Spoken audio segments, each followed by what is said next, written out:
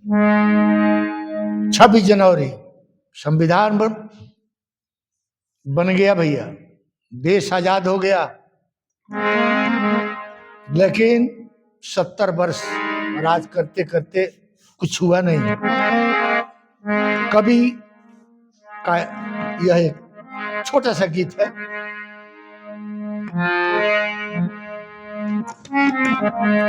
कहवा गईल हिंदुस्तानवा हो,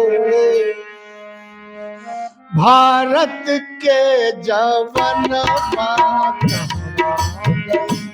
हिंदुस्तानवा हो, भारत के जवानवा। कहवा गईल हिंदुस्तानवा हो, भारत के जवानवा, हिंदुस्तानवा हो, भारत के जवानवा।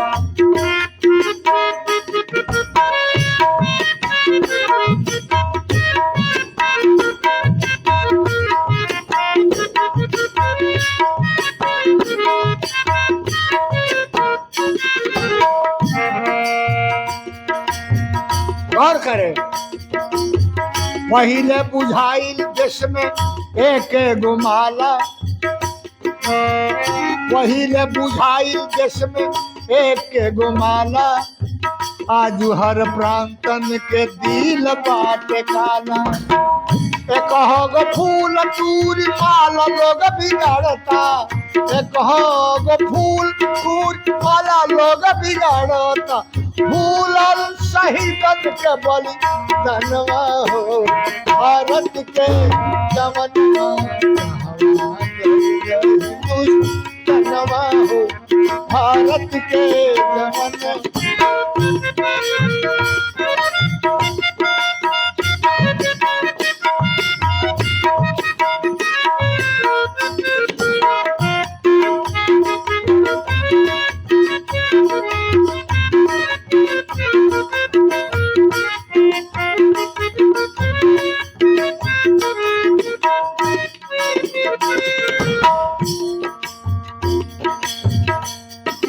गणतंत्र दिवस पर होत बाटे भाषण, गणतंत्र दिवस पर होत बाटे भाषण, कितना गरीबन के मिले न राशन।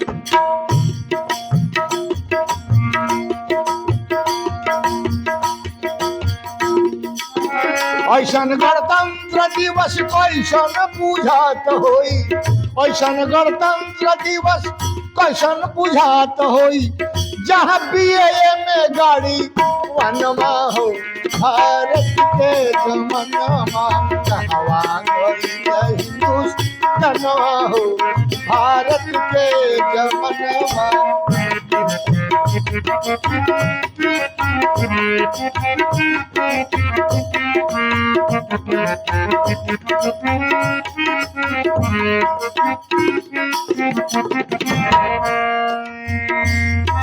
बैकवर्ड फॉरवर्ड लोगवा सुनावता, दोनों के मतलब केहू नेता ना बतावता। बैकवर्ड फॉरवर्ड लोगवा सुनावता, दोनों के मतलब केहू नेता ना बतावता। नेता के नीति नैतिकता नदारत बा, नेता के नीति नैतिकता नदारत बा, कैसे होई देश के कल्याणवा हो, भारत के जवानवा। कहवा गईल हिंदुस्तानवा हो, भारत के जवानवा। कहवा गईल हिंदुस्तानवा हो, भारत के जवानवा। हिंदुस्तानवा हो, भारत के जवानवा।